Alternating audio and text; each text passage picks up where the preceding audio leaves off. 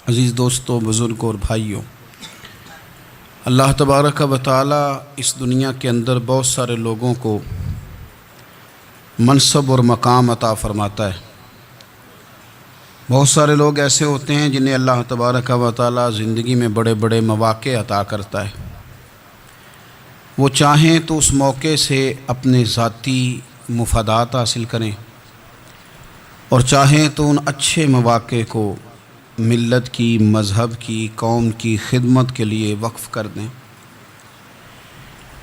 کچھ لوگ ایسے ہوتے ہیں کہ جو کسی مقصد کے حصول کی طرف سفر تو کر رہے ہوتے ہیں، لیکن اس کے پیچھے زیادہ تر ان کے ذاتی مفادات کار فرما ہوتے ہیں،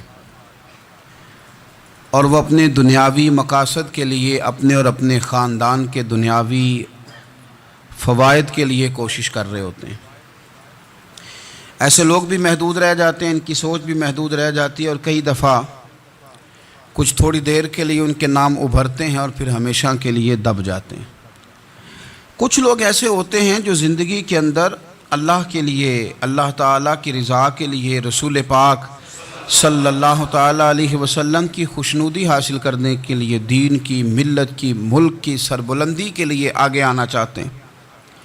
میرا رب کریم قرآن مجید سورہ حج میں ارشاد فرماتا ہے کہ الذین ان مکناہم فی الارض، کچھ لوگ ایسے ہیں کہ اگر ہم انہیں زمین میں اقتدار دیں، زمین میں اگر ہم انہیں قابو دیں تو وہ کیا کریں گے؟ اقاموا الصلاۃ و آتوا الزکوٰۃ، وہ نماز قائم کریں گے، زکوٰۃ ادا کریں گے، وامروا بالمعروف، نیکی کا حکم دیں گے، ونہوا عن المنکر، اور لوگوں کو بری باتوں سے منع کریں گے۔ وہ دینی، فکری، اصلاحی انقلاب برپا کر دیں گے، نماز کو عام کریں گے، زکوٰۃ کو عام کریں گے، بھلائی کا حکم دیں گے اور برائی سے منع کریں گے۔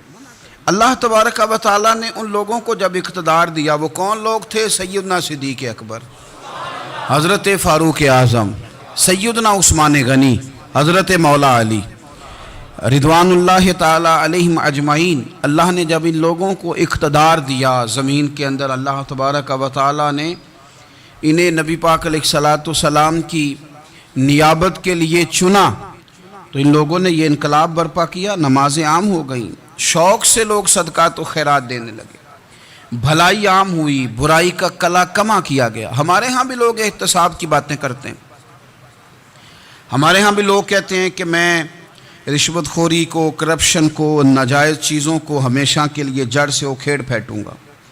لوگ دوسروں سے مطالبہ کرتے ہیں کہ یہ سارے کام جائز کریں، لیکن خود اس پر عمل کرنے کو تیار نہیں ہوتے۔ یاد رکھ لیں کہ یہ جو احتساب ہے، یہ انسان کی اپنی ذات سے شروع ہوتا ہے۔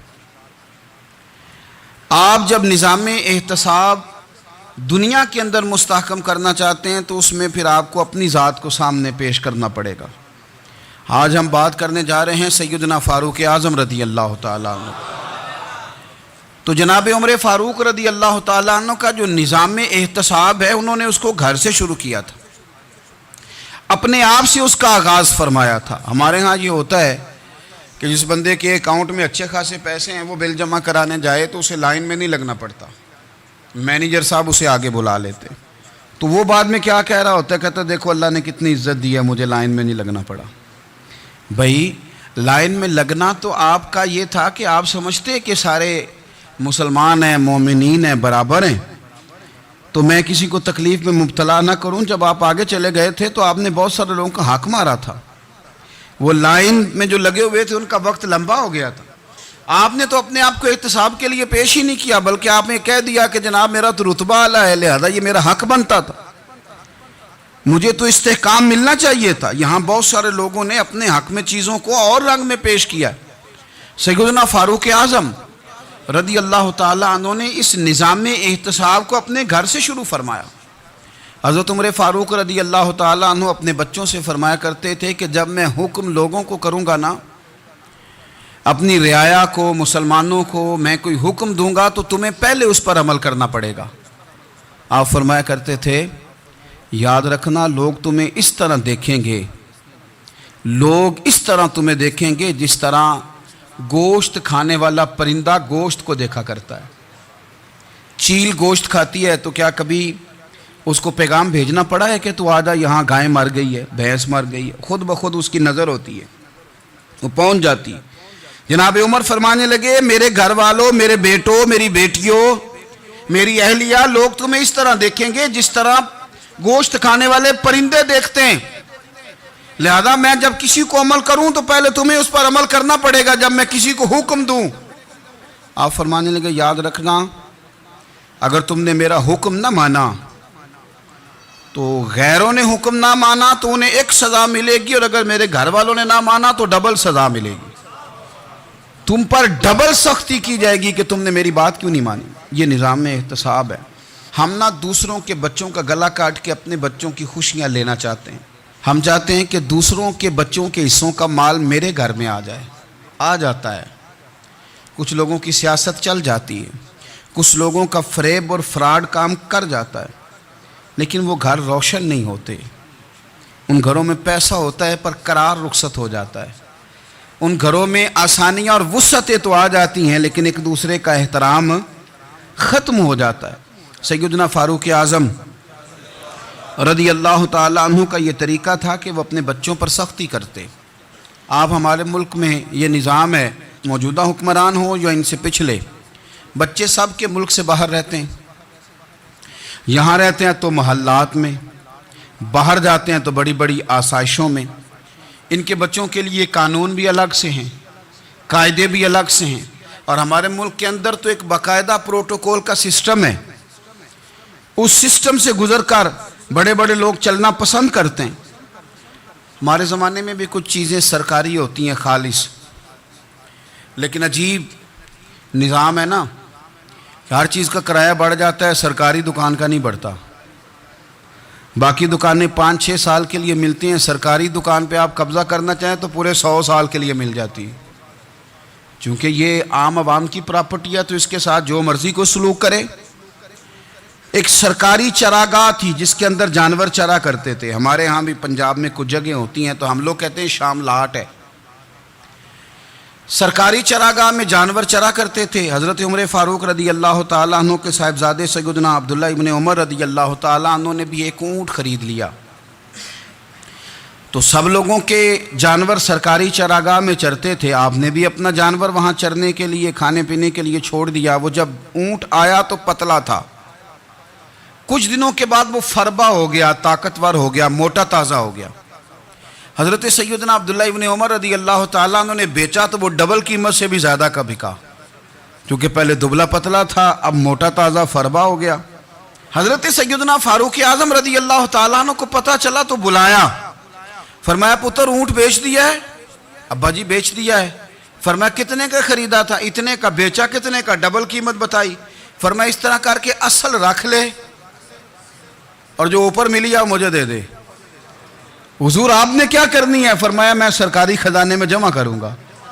हुजूर क्यों? फरमाया इसलिए कि तेरा ऊँट सरकारी जगह पे चरा करता था, वो घास सरकारी जगह से खाता था। हुजूर सबके खाते। हज़रत अब्दुल्ला इब्न उमर कहने लगे सबके खाते हैं। आप फरमाने लगे तू सब में शामिल नहीं है, तू अमीरुल मोमिनीन का बेटा है, तुझे मैं ये हक नहीं दे सकता, तेरे ऊपर थोड़ी सख्ती ज्यादा की जाएगी, तुझे ये हक नहीं मिलेगा।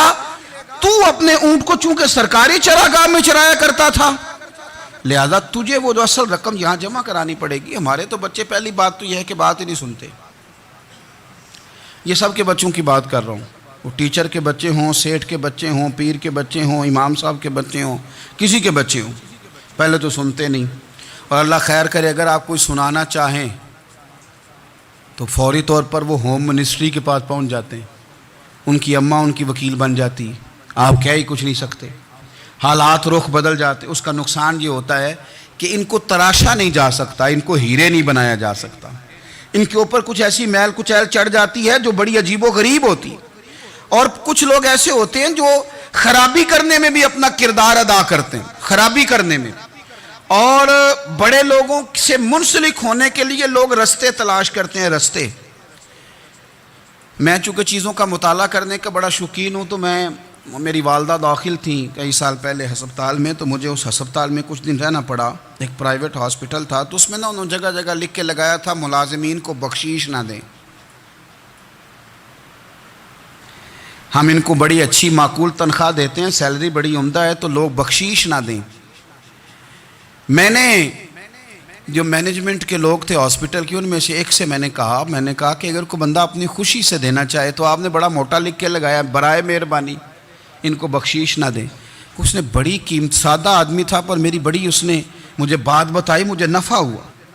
کہنے لگے مولوی صاحب جب کچھ امیر لوگ ہسپتال میں مریض لے کے آتے ہیں تو وہ صفائی والے کو پہلے ہی 500 روپیہ دکھا لیتے ہیں آتے ہی، پھر وہ جیسے آواز دیتے ہیں صفائی والے فٹافٹ اندر آتے ہیں، ان کا کمرہ صاف کرتے ہیں۔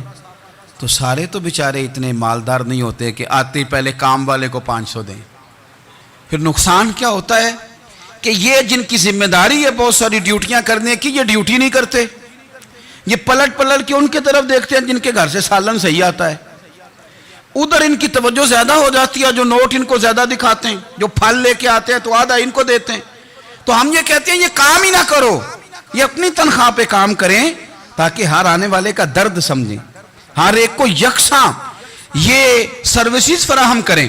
تو ہم یہ کام کرتے ہیں، ہم ایم پی اے کے اور کسی سے ہمارا تعلق نہ بنے تو ہم جناب اس کے ڈرائیور سے ہی تعلق بنا لیتے ہیں، ہم وہ جو آپریٹ کرنے والا ہوتا ہے ٹیلی فون اسی سے بڑا تعلق بناتے ہیں، اس کو مٹھائی کا ڈبہ جلدی پہنچا دیتے ہیں۔ تو اسی طرح سے بڑے لوگوں کی اولادوں کو بگاڑا جاتا ہے۔ حضرت عاصم بن عمر رضی اللہ تعالیٰ عنہ، یہ سیدنا فاروق اعظم کے بیٹے تھے، مصر گئے تو لوگوں کو پتہ چلا حضرت عمر کے بیٹے آئے، لوگوں نے تحفے دیے، بڑی بڑی چیزیں آپ کو دی، حضرت عمر کا بیٹا آیا ہے، بڑے گفٹ دیے۔ تو صاحبزادے واپس آئے تو ان کے پاس بڑے تحائف تھے، سیدنا عمر فاروق رضی اللہ تعالیٰ عنہ نے دیکھا تو فرمایا ادھر لانا تحفے۔ کہا ابا جی لوگوں نے مجھے دیے ہیں۔ فرمایا تو نے کیوں بتایا تھا کہ میں امیر المومنین کا بیٹا ہوں؟ کہا حضور ان کو ویسے ہی پتہ چل گیا۔ فرمانے لگے پتر یہ تحفے تمہیں اس لیے ملے ہیں کہ تم امیر کے بیٹے ہو، یہ تحفے تمہارا حق نہیں، چونکہ تمہیں اس کرسی کی وجہ سے ملے ہیں اور یہ کرسی مسلمانوں کی ہے، لہذا یہ حق بھی مسلمانوں کا ہی ہے، یہ لا سارے مال غنیمت میں جمع کیے جائیں گے۔ آپ اپنے گھر سے جب احتساب شروع کرتے ہیں، اپنے گھر سے، اور یہ یاد رکھیں یہ جو لوگ آتے ہیں آپ کے بچوں کو نوازنے کے لیے، یہ انہیں خراب کرتے ہیں، بگاڑ پیدا کرتے ہیں، یہ عجیب و غریب سی چیزوں میں مبتلا کر دیتے ہیں، بچوں کا نقصان ہوتا ہے کل کلام۔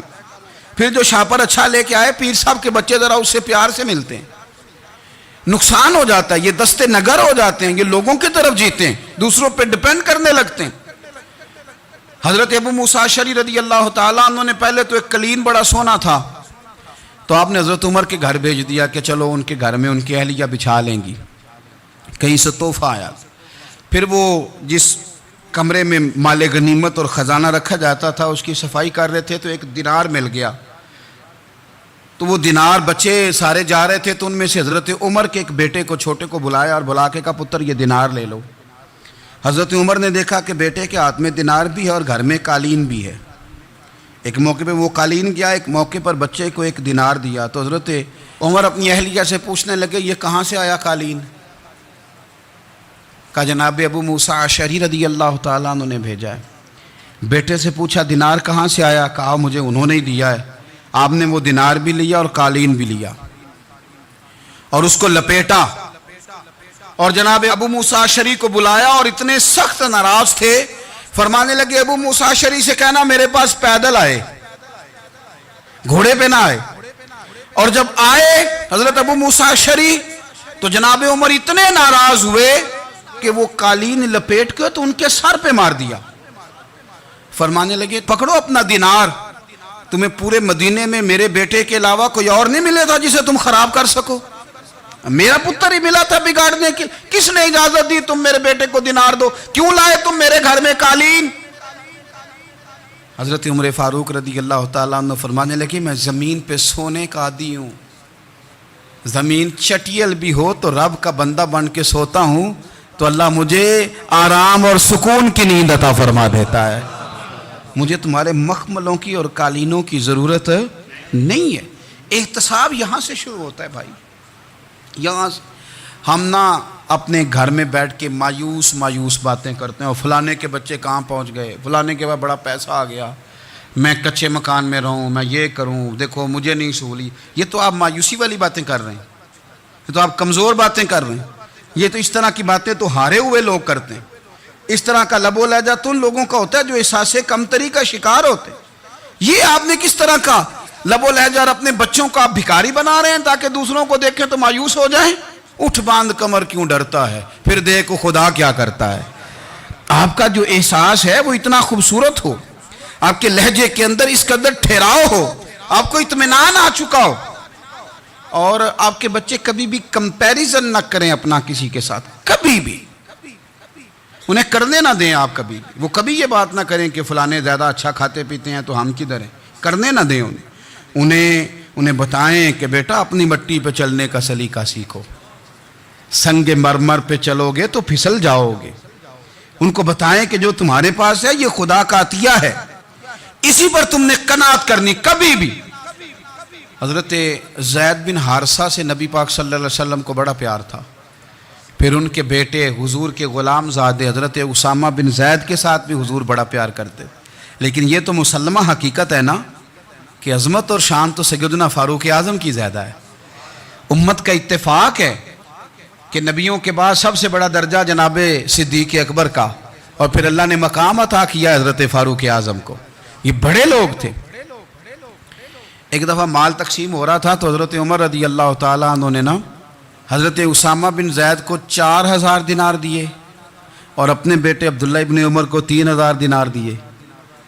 تو حضرت عبداللہ ابن عمر گھر جا کے کہنے لگے، ابا جی اسامہ میں وہ کون سی خوبی ہے جو میرے اندر نہیں، اور اسامہ کے باپ میں وہ کون سی خوبی ہے جو آپ کے اندر نہیں۔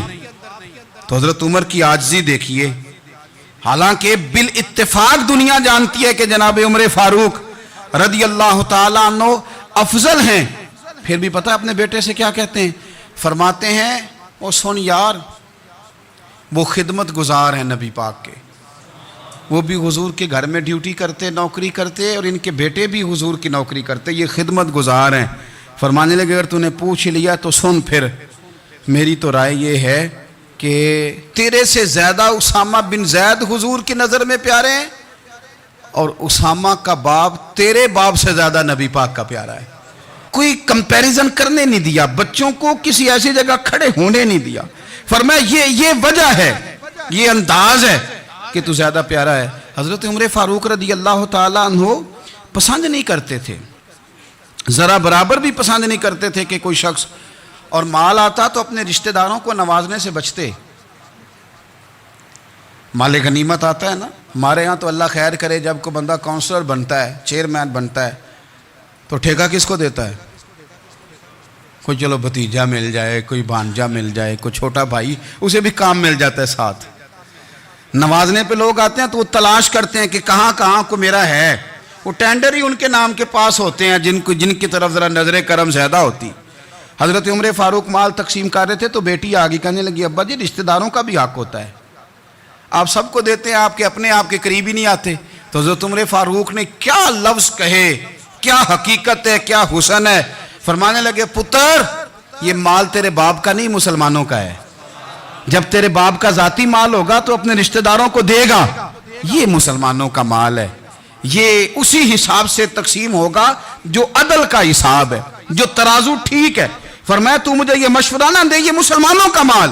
یہاں سے نظام احتساب شروع ہوتا ہے، یہاں سے انسان آگے بڑھتا ہے، اور پھر کوئی تکلف نہیں کسی پر حضرت عمر کا، کوئی چھوٹا ہے یا بڑا ہے۔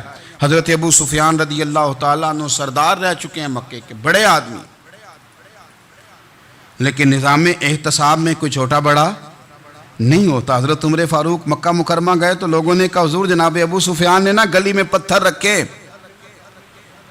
اور بہت سارے لوگوں کو رستوں میں تکلیف ہو رہی ہے۔ تو حضرت ابو سفیان رضی اللہ تعالیٰ عنہ سے بھی لوگ کہہ دیتے تو وہ بھی اٹھا دیتے، لیکن لوگوں نے چونکہ وہ سردار تھے، بڑے تھے، تو لوگوں نے ان سے کہا نہیں۔ حضرت عمر جب آئے تو کہا تو جناب عمر نے پرواہ نہیں کی، خود آئے جناب ابو سفیان سے کہا یہ پتھر آپ نے رکھے؟ کہا حضور ہاں۔ فرمایا یہ بھی اٹھائیے، یہ بھی اٹھائیے، یہ بھی اٹھائیے۔ جب وہ اٹھا رہے تھے تو حضرت عمر کہہ رہے تھے شکر نہیں اللہ کا کہ عمر کہہ رہے ہیں اور ابو سفیان مانتے جا رہے ہیں. شکر نہیں. یہ نظام احتساب ہے کہ بڑا ہو یا چھوٹا ہو اس کو یہ حق حاصل نہیں ہے کہ مسلمانوں کو وہ کسی تکلیف میں کسی بھی صورت میں مبتلا کرے, کہیں بھی کسی جگہ بھی, اس کو یہ والی اجازت نہیں. حضرت سیدنا عمر فاروق رضی اللہ تعالی عنہ. پھر ایک اور بات تھی, میں کئی دفعہ یہ بات کہتا ہوں اور مجھے ذاتی طور پر اس کا بڑا تجربہ ہے. کچھ لوگ نا خوشامد پسند ہو جاتے ہیں, بڑی عمدہ تعریف کرتے ہیں, اوئے ہوئے ہو پل باندھتے ہیں پورے. آپ کے پاس آئیں گے تو کہیں گے جناب آپ سے زیادہ اچھا بندہ ہی کوئی نہیں. تو وہ نا آپ سے کام نکلواتے ہیں, پھر وہ کسی دوسرے کے پاس جاتے ہیں تو اسی طرح کا رویہ وہ دوسروں کے ساتھ کرتے ہیں. یہ عام لوگوں میں بھی مرض ہوتا ہے, عام لوگوں میں بھی. اور بادشاہ ہو بندہ اگر, پھر تو اس کا دل کرتا ہے میں اگر بادشاہ سلام ہوں تو دو چار بندے دیہڑی پہ رکھ لوں پر میری تعریف ضرور کریں. پابندی ہوتی ہے, لوگ یہ کام بڑے شوق سے کرتے ہیں. اور شیخ سعدی فرمایا کرتے تھے لکڑی کو گھن کھا جاتی ہے اور بڑے لوگوں کو خوشامد کھا جاتی ہے خوشامد. حضرت عمر فاروق رضی اللہ تعالیٰ عنہ اس معاملے میں بھی بڑے مضبوط تھے. ویسے مجھے اور آپ کو اچھا کون لگتا ہے؟ ہماری غلطیاں بتانے والا. ہمارے ایسا فرمایا کرتے تھے اپنے دشمنوں کی باتوں پر بھی غور رکھو, تمہارے دشمن تمہیں نکھار دیتے ہیں. تمہارے اندر جو کوتاہیاں ہوتی ہیں وہ تمہیں پتہ چل جاتی ہیں کہ یہاں میری اصلاح ہو رہی. ان پر غور کرو وہ کیا کہتے ہیں. حضرت عمر فاروق کی تعریف کی ایک بندے نے, کمال تعریف کی. وہ اس کا خیال تھا کہ رزلٹ بڑا شاندار آئے گا. بادشاہ کی تعریف ہوتی تھی تو پھر تھیلی جاتی تھی اشرفیوں کی, کمال رزلٹ آئے گا. تو حضرت عمر جب وہ پوری کر چکا نا بات تو فرمانے لگے تو خود بھی ہلاک ہوا اور مجھے بھی ہلاک ہی کر دیا ہے. خود بھی تباہ ہوا ہے مجھے بھی تباہ کر دیا. کس طرح کی باتیں کر رہا ہے. ایک بندہ اور آیا اور اس نے آ کے کہا کہ پوری امت میں سب سے افضل ہے فاروق اعظم آپ ہی ہیں. تو حضرت عمر فاروق فرمانے لگے تجھے تیری ماں روئے, ابو بکر تجھ سے بھی افضل تھے, تیرے باپ سے بھی افضل تھے, اور صدیق اکبر مجھ سے بھی افضل ہیں اور میرے باپ سے بھی افضل ہیں. یہ تو کس طرح کی بات کر رہا ہے. یہاں ہر شے ہضم نہیں ہو جاتی, فوری طور پہ لوگ ڈکار بھی پورا نہیں لیتے. قرآن مجید نے کہا فَلَا تُزَكُّوا أَنفُسَكُمْ هُوَ أَعْلَمُ بِمَنِ اتَّقَىٰ. اپنے منہ سے نہ کہو میں پاک صاف ہوں, اللہ زیادہ بہتر جانتا ہے کہ تم میں سے پرہیزگار کون ہے. اپنے منہ سے تعریفیں کرتے کراتے ہو, یہ مزاج چھوڑ دیں. حضرت عمر رضی اللہ تعالیٰ عنہ پسند نہیں کرتے تھے. ایک آدمی نہ چلتا تھا وہاں تو بڑا متکبرانہ چال کے ساتھ چلتا. حضرت عمر نے دیکھا, یہاں تک احتساب فرماتے تھے, زمین پہ زور زور سے پیر پٹکتا, چال بڑی اس کی متکبرانہ, لوگ بڑے پریشان ہوتے. حضرت عمر نے ایک دن سمجھایا, باز نہیں آیا. اگلے دن پہ درہ نکال لیا, لگائے 4 درے, فرمایا آج کے بعد نہ چلنا اس طرح مدینے میں پیر پٹک پٹک کے. اس وقت تو اسے غصہ لگا, لیکن کچھ دیر کے بعد نا جب غصہ اترا تو حضرت عمر کے پاس آیا, کہنے لگا حضور اللہ آپ کا بھلا کرے, آپ نے درے نہیں مارے, آپ نے تو شیطان بھگا دیا جو میرے ساتھ چمٹا ہوا تھا. چمٹا ہوا شیطان آپ نے مجھ سے بھگا دیا. یاد رکھیں مسند امام احمد بن حنبل میں حدیث ہے, اللہ کے پیارے رسول صلی اللہ علیہ وسلم فرماتے ہیں جو دنیا میں متکبرانہ چال کے ساتھ چلتا ہے نا, قیامت کے دن وہ اللہ سے اس حال میں ملے گا کہ رب اس سے ناراض ہوگا. متکبرانہ چال سے نہیں چلیں گے. تو حضرت فاروق اعظم رضی اللہ تعالیٰ عنہ کا یہ طریقہ تھا کہ آپ خیال کرتے. اور پتہ کس طرح کا آپ کا مزاج تھا, فرماتے تھے تقسیم کرو, دوسروں کا بھی خیال رکھو. جس طرح بندہ دیوانہ وار نہیں لوگوں کا خیال رکھتا کہ بندہ بگڑے کوئی نہ, دیوانہ وار. کچھ لوگ تبلیغ کرتے ہیں رسمی, اور کچھ لوگ ایسے ہوتے ہیں جو لوگوں کی اصلاح میں دیوانے ہو جاتے ہیں. ان کی خواہش ہوتی ہے یہاں بھی بندہ ٹھیک ہو جائے, یہاں بھی بندہ ٹھیک ہو جائے, یہاں بھی بندہ ٹھیک ہو. کچھ لوگ کڑی نگرانی کرتے ہیں کہ انسان بگڑنے نہ پائے. حضرت عمر فاروق رضی اللہ تعالیٰ عنہ نا گوشت والی دکان کے پیچھے جا کے بیٹھ گئے کئی دنوں تک. وہ کہنے لگا حضور یہاں کیا ہے, فرمایا تو اپنا کام کرنا. گوشت والی دکان پہ بیٹھے, کام کر اپنا, نگرانی کرنے لگے حضرت عمر. پھر آپ نے نا وہ بندے پکڑ لیے. کون؟ جو 2 دن مسلسل گوشت خریدنے آئے. پکڑ کے کھڑا کر لیا، فرمایا تو کل بھی گوشت لینے آیا تھا؟ حضور ہاں۔ فرمایا آج پھر کھائے گا؟ حضور جی۔ تو آپ فرمانے لگے کیا تیرے محلے سے غربت ختم ہو گئی ہے؟ تیرے رشتہ دار سارے پیٹ بھر کے کھاتے ہیں، تو دو دو دن گوشت لینے آتا ہے؟ فرمایا آج کے بعد مسلسل گوشت لینے آیا تو درے سے ماروں گا، خبردار یہ کام نہ کرنا۔ یہاں تک نظام احتساب کا جب خیال رکھا جائے پھر حالات بگڑا نہیں کرتے، پھر وہ قابو میں رہا کرتے ہیں۔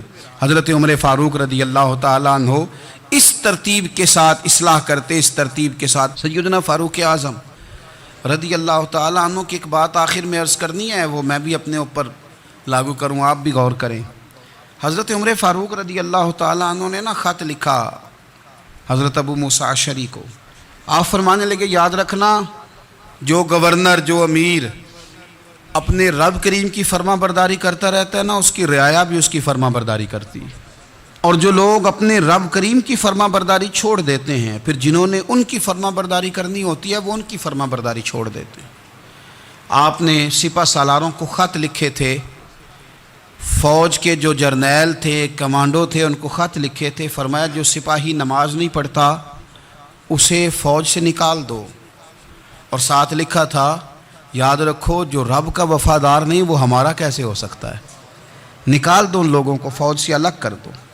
ہم آج جو بے پناہ پریشان ہیں، ہمارے بچے بات نہیں مانتے، شاگرد بات نہیں مانتے، ہم شکوے کرتے ہیں، بے ادبی بڑھ گئی۔ ادب کے ساتھ میں گزارش کروں گا بڑوں کی بارگاہوں میں، جو میری طرح کے بڑے بنے ہوئے ہیں، بزرگوں سے نہیں بات کرتا، ان سے میں کہوں گا کہ ہمیں ایک دفعہ اپنے اوپر بھی تو غور کر لینا چاہیے، کہیں ایسا تو نہیں ہے کہ ہم جب تک اللہ تعالیٰ کے فرما بردار تھے، جب تک ہم تقوی کے معیار پر تھے، ہماری بات ماننے والے ہماری بات مان رہے تھے، کہیں ایسا تو نہیں کہ ہم اس معیار سے ہل گئے ہیں تو اب جو ہمارے فرما بردار تھے وہاں سے ہل گئے۔ حضرت عمر رضی اللہ تعالیٰ عنہ فرمایا کرتے تھے کہ لوگوں کو عجب میں مبتلا نہیں ہونا چاہیے، خود پسندی کا جو ماحول ہوتا ہے اس سے لوگوں کو ہمیشہ نکلنا چاہیے۔ حضرت عمر کے ایک صاحبزادے نے کنگھی کر لی، اچھا لباس پہن لیا تو درہ مارا جناب عمر نے، تو آپ کی بیٹی کہنے لگی ابا یہ تو بالکل جائز ہے، اچھے کپڑے پہننا، اچھا لباس پہننا اور سر میں کنگھی کر لینا، اس پر درہ کیوں مار دیا؟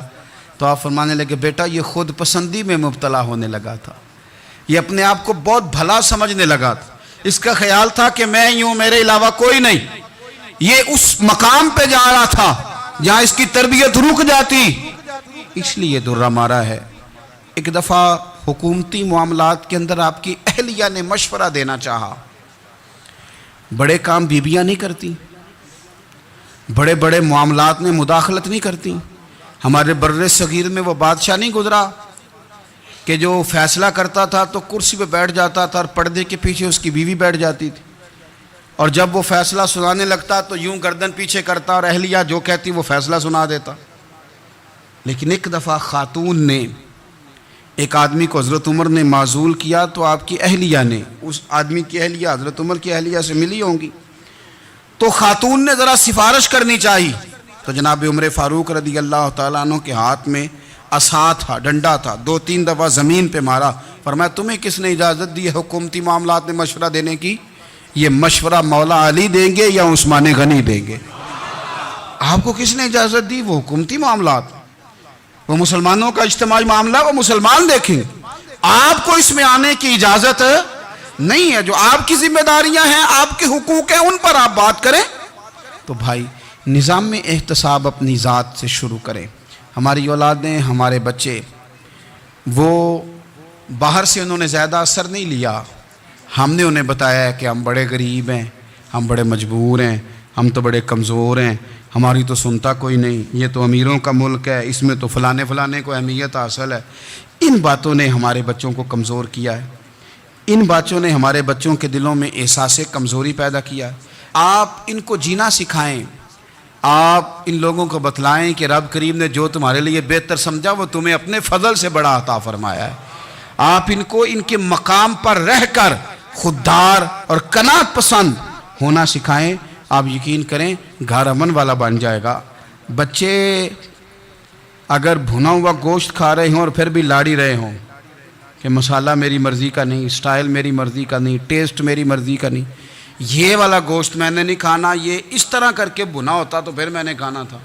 وہ زیادہ خوفناک صورتحال ہو جاتی ہے۔ لیکن اگر ابا جی اماں جی گھر والے کھیتوں میں کام کر رہے ہوں اور بچے اچار کے ساتھ روٹی لے کے جائیں اور بننے پہ بیٹھ کے پھٹے پہ بیٹھ کے وہ پھر کھانا شروع کریں، اور جب وہ اچار آئے اور وہ ایک دوسرے کو کہیں کہ آج تو 2 کلے ہو گئے میرے کام کے، اس دفعہ تو دیکھنا ہماری فصل کتنی شاندار ہوگی، ایک دوسرے کو دیکھ دیکھ کے وہ ہنسیں اور مسکرائیں اور ان کی باتوں میں لذت ہو، اور پھر وہ کہیں کہ آم بڑے اچھے مل گئے تھے، دیکھو اچار کتنا سونا آ گیا ہے، دیکھو یہ کس قدر زیادہ اچھا ٹیسٹ ہے، تیل بھی بڑا اچھا ہے، گل بھی بڑے وقت پہ گیا ہے۔ آپ یقین کریں یوں لگتا ہے کہ کائنات کی سب سے بہترین روٹی یہ لوگ کھا رہے ہیں۔ یہ سوچ حضرت عمر نے ہمیں دی ہے، یہ فکر جناب عمر نے ہم تک پہنچائی ہے۔ اللہ ہمیں سمجھنے کی توفیق عطا فرمائے۔ آخر دعوایا ان الحمدللہ رب العالمین۔